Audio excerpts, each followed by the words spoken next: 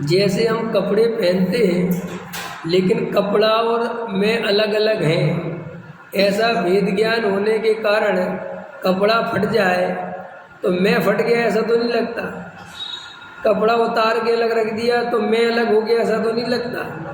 बिल्कुल सच्चाई जैसा कपड़ा अपन ने पहना, देखो बिल्कुल वैसे ही पहनते हैं ना, जैसे हाथ पैर हैं बिल्कुल पूरा ढक लेते हैं, ऐसे शरीर है, शरीर के आकार के कपड़े होते हैं। तो जैसे ये शरीर के आकार के कपड़े बनाए, लेकिन ऐसा होने पर भी शरीर और कपड़ा एक नहीं हो गए। ऐसे ये आत्मा और शरीर एक साथ रहते हैं। तो ये जैसा शरीर का आकार है अंदर ऐसे ही आत्मा का आकार है।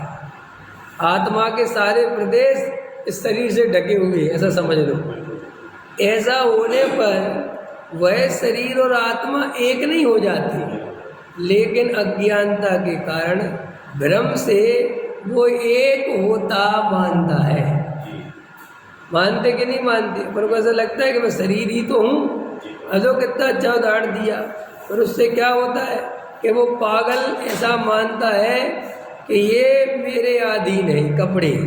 जैसे हम मानते कि शरीर मेरे अधीन है।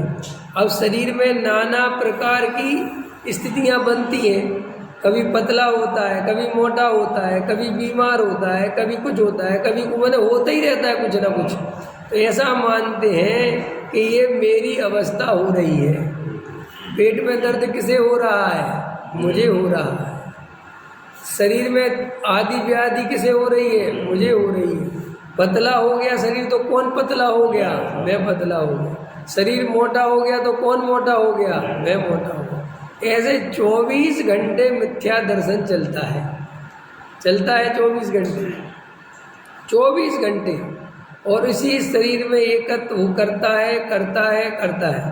अब देखो और इम्पोर्टेंट बात क्या लिखी? ये इम्पोर्टेंट बात लिखी कि जैसे वो पागल को कपड़े पहनाए किसी दूसरे ने, ऐसे ही इस आत्मा का और शरीर का संबंध कराया कर्मोदय ने। कर्म के उदय के कारण ये शरीर मिला। अब कर्म के उदय के कारण मिला तो कर्म की ही चलती है। ये शरीर काला होगा कि गोरा होगा, ये कौन डिसाइड करेगा? कि कर्म डिसाइड करेगा। ये कब मोटा हो जाए, कब पतला हो जाए, कब बीमार हो जाए, ये कौन डिसाइड करेगा? कर्म करेगा। जैसा कर्म आएगा वैसा ये शरीर का परिणमन होता जाएगा। ठीक है।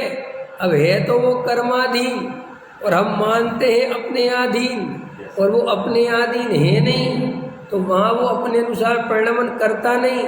वो तो जैसा कर्म आता है वैसा परिणमन करता है, और अंदर से फिर बहुत दुखी होता है, बहुत दुखी होता है। क्यों दुखी क्यों होता है? क्योंकि ये चाहता है कि ऐसा परिणमन करे और वो वैसा परिणमन नहीं करता। कोई पतला होना चाहता है वो मोटा होता है, कोई मोटा होना चाहता है वो पतला होता चला जाता है, कोई लंबा होना चाहता है वो नहीं होता, है ना। बीमार कोई रहना नहीं चाहता, लेकिन बीमारी वर्तमान काल में ऐसा कोई व्यक्ति नहीं है जिसको कोई बीमारी ना हो। किसी ना किसी प्रकार की कोई ना कोई बीमारी है। अब एक व्यक्ति स्वस्थ है, बढ़िया है, तंदुरुस्त है, कि तुझे क्या बीमारी है? कि मेरे सिर के बाल झड़ रहे, यही बीमारी है।